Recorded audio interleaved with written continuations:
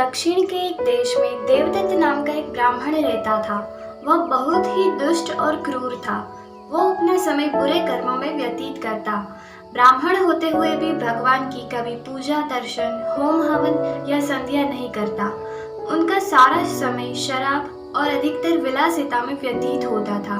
एक दिन वह जंगल में गाय चराने गया और सांप ने काट लिया और उसकी मृत्यु हो गई। पाप स्वभाव से किए गए गलत कार्यों के कारण सदैव लंबे समय तक उसको नरक भोगना पड़ा।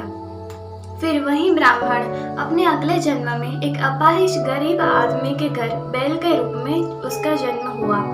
यह गरीब आदमी सुबह शाम उस पर बैठकर भिक्षा मांगता था। गरीब होने के कारण वह बैल को खाना नहीं खिला सका। एक दिन बैल भूख के कारण सड़क पर गिर पड़ा और बेहोश हो गया। उसका जीवन पाप के कारण नहीं गया। लोग सड़क पर जमा हो गए। सभी ने उस रिबाते हुए बैल को देखा और भगवान को उसके शीघ्र जीवन के लिए प्रार्थना की कि इस बैल को जल्दी से जल्दी अपने पास बुला लीजिए, क्योंकि वो बहुत पीड़ा में था। ऐसे में वहां पे एक वेश्या आई।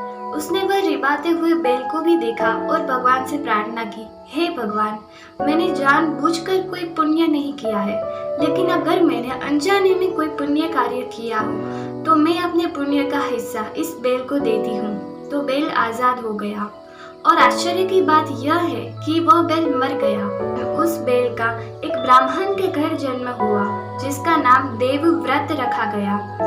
लेकिन समय के एक पड़ाव पे उसे अपने पिछले जन्म की याद आई कि वह स्वयं एक बैल था और एक वैश्या के कारण उसकी जान गई। उसने सोचा कि इस वैश्या को मुझे धन्यवाद कहना चाहिए, क्योंकि मैं बहुत पीड़ा में था उस वक्त।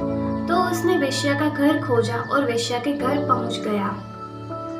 घर पहुंचकर उसने वैश्या को अपने पिछले जन्म के बारे में बताया और जानना चाहा कि उसने किस पुण्य से उसे मुक्ति दिलाई है।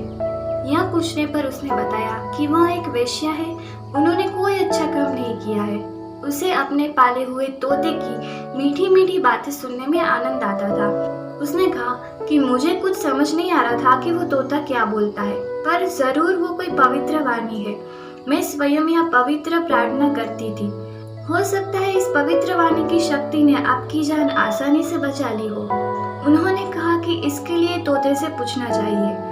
तो वेश्या और देवव्रत तोते के पास गए और पूछा, अरे तोते, तुम रोज क्या बात करते थे? तोते ने मधुर आवाज में अपनी कहानी सुनानी शुरू की। मैं एक विद्वान और उत्साही महामुनि के आश्रम में रहता था।